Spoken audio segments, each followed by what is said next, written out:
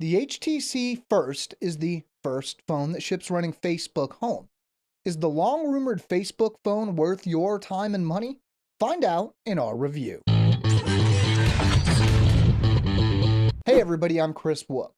When it comes to Facebook Home, we've heard a lot of bad things and we've heard a lot of, well, okay, it's actually mostly been bad things.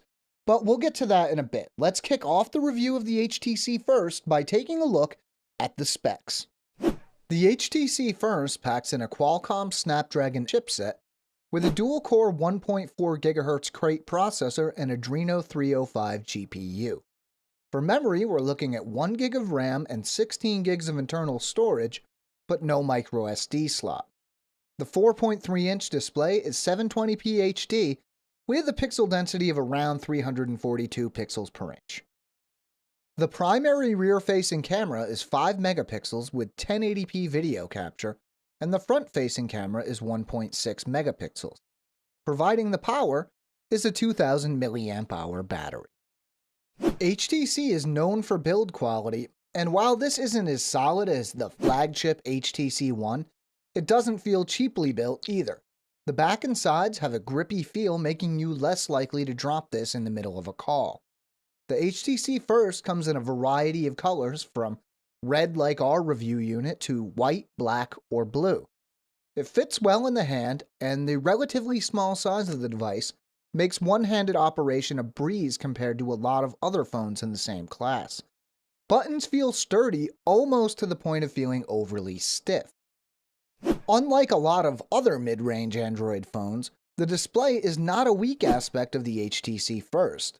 The small 4.3-inch screen size and 1280 by 720 resolution leave us with a pretty sharp pixel density of around 340 pixels per inch, so visuals are much clearer than other similarly spec'd phones. Colors are vivid without the oversaturation that is clearly apparent in phones from some other manufacturers. Black levels are good, with the display having very nice contrast. To test the performance, we ran our usual suite of tests, starting with Antutu Benchmark.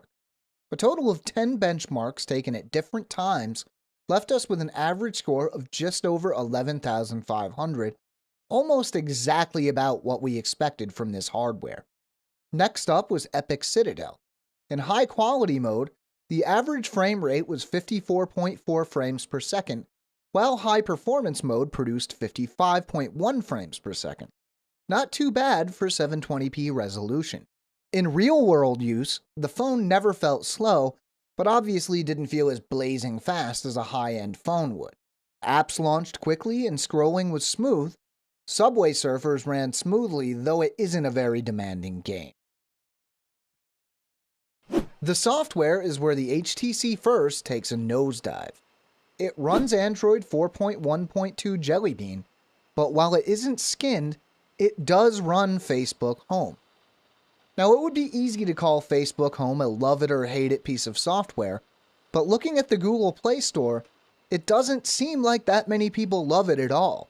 For the purposes of this review, though, that isn't exactly the problem. The issue is consistency. Now, while you may not be a fan of TouchWiz or HTC Sense, at least they provide a unified experience. With Facebook Home, it's always apparent that you're running an app on top of stock Jelly Bean. But here's the thing, that may actually be a plus. See, you can simply turn off Facebook Home and suddenly you'll find yourself greeted with a phone that is running stock Android. No, it's not a Nexus and you probably won't see frequent updates, but it is a surprising bonus.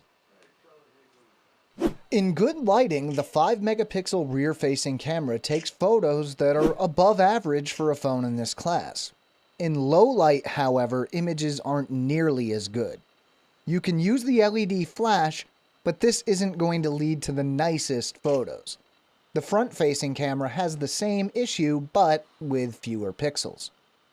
The 1080p video capture is unremarkable.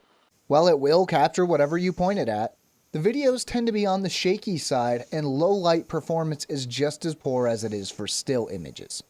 Having said that, for a mid-range phone, it's still not that bad. The 2000 milliamp hour battery isn't the biggest we've seen, but is definitely more than adequate for most tasks.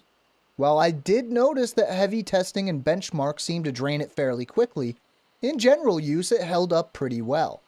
HTC claims 14 hours of talk time, and if you take that to mean 14 hours of moderate day-to-day use, it definitely meets or even surpasses that time.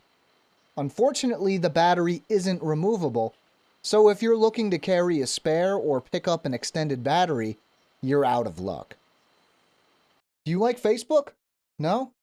Well, then the HTC First definitely isn't for you. The hardware isn't bad, but the general mess on the software side makes it hard to recommend. Sure, you can run stock Jelly Bean pretty easily, but who knows how often it's going to be updated. That said, if you use Facebook more than anything else, this phone might be worth picking up. Want to know more? We have a written companion to this video at AndroidAuthority.com. You can find the link in the description.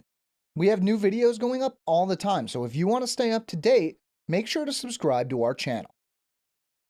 I'm Chris Wook for Android Authority, and as always, thank you for watching.